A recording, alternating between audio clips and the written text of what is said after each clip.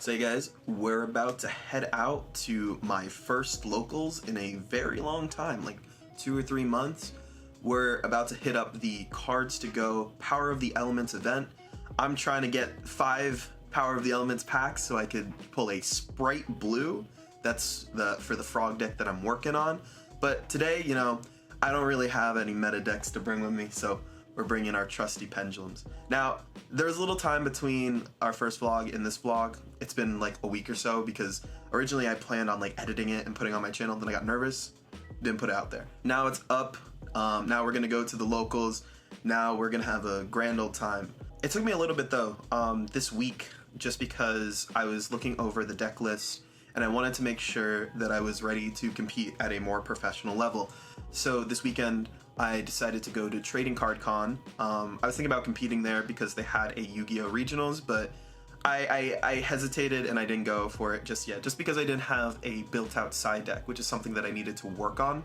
A side deck is basically a set of 15 cards that you can swap into your main deck and your extra deck to kind of change how they work. You kind of want to change it for like tech matchups if your opponent is playing something in particular. Say that they're running a lot of like spells and traps in their deck, right? You can use your sideboard to essentially swap out specific cards that target, you know, their back row, their spell and trap cards. So that's basically what a sideboard does, what a side deck does, either word. You can use either one. But we're bringing in pendulums today because, you know, I love pendulums. I'm really excited to bring the deck to Yu-Gi-Oh! Locals, and it's gonna be a bit of a trip. This time around though, I'm a little bit more well prepared. My side deck is already ready. I put in a lot of hand traps. I put in Nibiru. I'm trying to win games by rolling really well, going first and making sure my opponent can't play the game, unfortunately, with Artifact Scythe. That's how this game works right now. It's a terrible game state, and I hope it improves with Power of the Elements. I think it will, but right now with cards like Artifact Scythe, a lot of decks are just, you know, first turn killing. It's weird because it's like you can't do damage your first turn, but then like with Artifact Scythe, you basically skip over your opponent's turn and you can basically kill them after that. So it doesn't really matter what they do. But you know, we're coming in packed. We have Nibiru in the side deck. We have Ash Blossoms in the side deck. My friend is gonna loan me his Droll and Lockbirds today, which are gonna be really useful for the up and coming matchups, but I think we should go in with a winning mindset. I think we have a pretty decent deck for locals.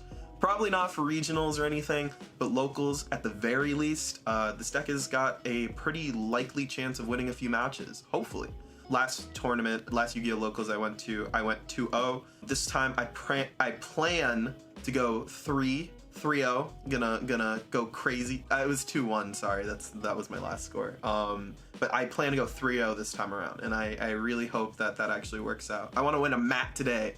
Yeah, Yu-Gi-Oh! Prizing, woo, mats. So we're gonna head out to Cards to Go in a little bit, so I will see you then.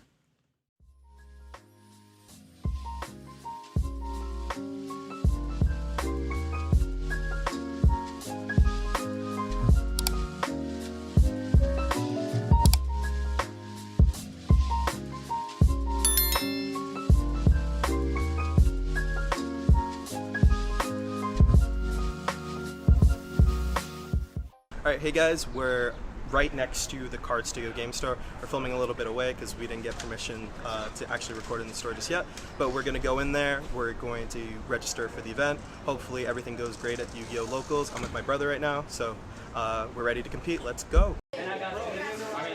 Hey guys, it's Nick again. We didn't do too good this locals. The first match that I played against my brother. He ended up playing Blue Eyes White Dragon.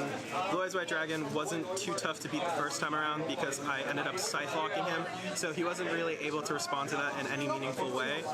But the second round, he played Mystic Mind, and like while we were talking to the judge about like specific effects, we ran out of time, and since I took 400 damage to burn so I could play a Tuning Magician, I ended up losing the second round, which hurt me so much. It was a bad time overall. But the game ended in a tie. So the second round, I got outplayed. The guy was playing a Punk deck. It was pretty rough. One of the plays that he had made was he ended up popping my Oath Dragon. When I activated the effect, to add a card back to hand, so it didn't really work out all too well. It was very upsetting. So I ended up losing because I couldn't pendulum summon for the turn, and then after that, it was just a bad round altogether. Third round, I lost to is it Red Eyes Black Dragon? Sorry, that's the actual full name. That was upsetting. I thought I was gonna win the first time, but he ended up using Witch's Strike and wiping my entire board, and then I couldn't really recover. I didn't draw into anything that was good that could actually bring me back from the game, so we ended up losing that round. But the second round was upsetting. I ended up in a position where I was playing Appaloosa and Access Code Talker, so I was pretty good because I was just like wiping his board. I banished his monster on the field, banished 3 of his back row, but he had 1 card left, and if it wasn't for that 1 card, I think I would have won the match. He ended up drowning, mirror forcing me, and I could not do anything about it. It just completely wiped my board. I could not recover from it, and he ended up just playing like a dragon out for turn and just attacking me for game. It was terrible. And then I played against like Cyber Dragons last. Cyber Dragons were it was a pretty good match. The guy, pretty much the first game we played, he OTK'd me with Zeus, and I couldn't really do anything because if I tried to summon anything or play any cards on board, he would have just Zeused my board, and it wouldn't have mattered. So I scooped the first game. Second game around, he comboed off a lot, but I played a Nibiru. But after that, he ended up playing this trap card that basically like popped every monster and everything on my board, so I couldn't really like recover in any meaningful way. And then he attacked me twice with the Nibiru, and it hurt a lot. So it wasn't really great for locals. Pendulums didn't do too well, but you know, we win some, we lose some. I ended up winning this prize card. It is Goatee of the Deep Beyond. I don't really know what it does. I don't play Marincess or any of like the water archetypes, but if Deep Sea Diva doesn't get banned, it might be a pretty interesting card because, you know, tossing it in something like Gren Maju might be a little fun. It's all experimentation. I'm not really sure if it would work out, but I definitely want to give it a try. That seems like something really fun with the deck and the archetype itself. So yeah, that's pretty much how today went. It wasn't great. I didn't have fun. I got to play some GOAT format today too, which was great. And we got to pick out some cards that we really needed. Like I got 3 copies of Royal Decree. Apparently people are buying this card now, and it's going to be expensive, but this one wasn't expensive, so that was a blessing in disguise. Hopefully next time we perform a little better. I'm going to start buying like sprites and frogs and bringing them to tournaments and other events, but currently it just didn't work out. Hey guys, it's a few weeks in the future and I'm editing the video right now, and I wanted to give you an update on what happened in between the Power of the Elements event and now. So during the Power of the Elements event, I didn't really pull anything super great. I pulled a secret rare Goatee, not really worth any money. It's like $1, $2 as of this recording. And I also ended up pulling one of those Divine Incarnate ones, but I don't really know the name of it. It's worth like $10. Not really a lot of bragging to do for that, but I ended up getting a full box like a week after, and it ended up containing a Spright Blue. So now we need 2 or 3 more of this card. You can see it. There we go. But now we're trying to finish up the deck. We already have a Sprite starter. We have 2 gigantic sprites, and we have 2 Sprite elves. We only need 2 more Sprite starters and then 2 more blues. But since blue is at an approximately like $90 right now, I think I'm gonna just try to pull from the boxes.